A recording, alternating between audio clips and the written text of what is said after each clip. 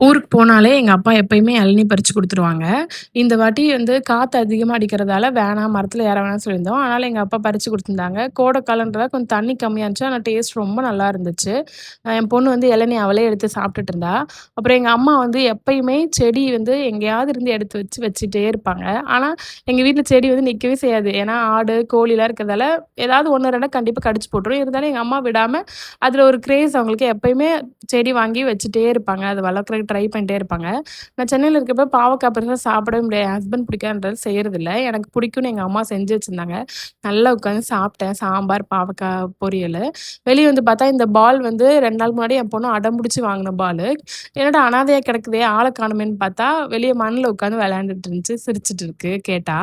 அப்புறம் மறுபடியும் ஈவினிங் ஊருக்கு கிளம்பிட்டோம். கிளம்புறப்ப இந்த பஸ்ல வர்றப்ப, இந்த மேகத்தலாம் பார்க்குறப்ப என் கண்ணு தான் எங்க அம்மா, அப்பாவ விட்டு பிரிஞ்சு வரேன்னு செவக்குது. உங்களுக்குலாம் என் கண்ணு செவக்குதுன்னு தான் தோணுச்சு.